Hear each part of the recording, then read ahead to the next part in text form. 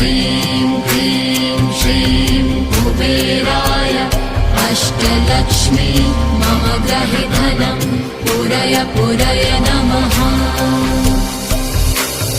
ॐ ह्रीं श्रीं क्लीं श्रीं कुबेराय अष्टलक्ष्मी मम गृहे धनं पूरय पूरय नमः।